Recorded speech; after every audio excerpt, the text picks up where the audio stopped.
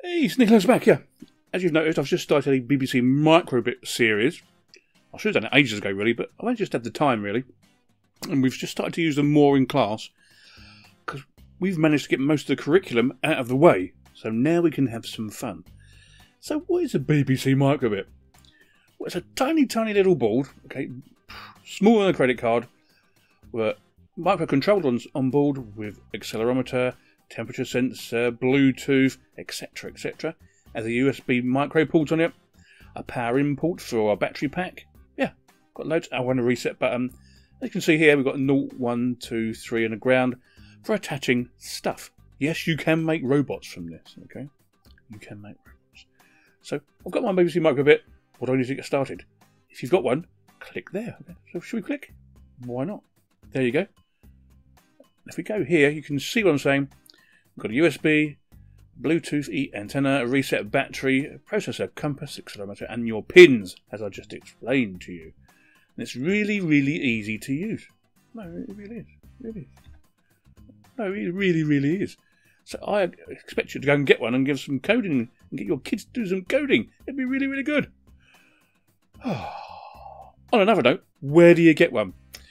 Well, a few years ago, they was given out to every Year 7 student in the UK for free. I think a lot of them ended up on eBay. I'm not sure. Now, I've just been going through my pile I've got for Code Club and the school here, and I've got 3 broken ones. They work, but sometimes the batteries don't work, or the USB port's broken, or they've been flung over the room or into something wet, okay? Which is not good, really. So if you're in the UK here, there are other places you can get them. So I'm just gone to the pie here. You can go to Pimoroni.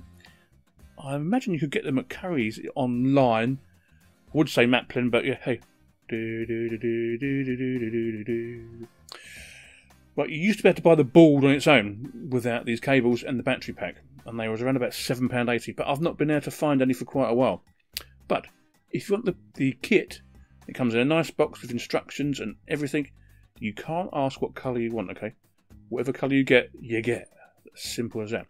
But you get the board itself, the battery pack with batteries, and a small micro USB to USB cable to plug in and download the code to it.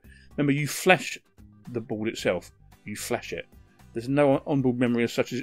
If you're using a Raspberry Pi, you get an SD card for your stuff. Not on this. This is why I call it more of a microcontroller than a computer. But you can do some really, really cool stuff. Now, I've got one more video in my lineup for doing really easy peasy projects. And then we're going to go and do some things that are a bit harder, okay? And I'm going to show you step by step on how to do them all. Because it's easy. It's really, really easy. I'll be honest with you, it's £16 or that's $18 well spent, okay? If you've got young kiddies at home from 6 upwards to 19, it'd be really good. So go and get yourself one. Have a little play, okay? Have a little play with it and see what you can do with it. I mean, tonight I've just done loads and loads of different coding for the videos, okay? So I've got all the code set up, ready to rock and roll and go.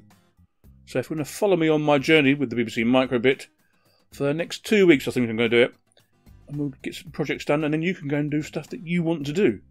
I know, super duper. Then after that, we're going to do some Raspberry Pi stuff. Yeah, because I've just found out I've got quite a few. So we may as well make use of them and do stuff with it. Okay, see you next video. Sneaky Linux out. I'll see you later. Bye bye.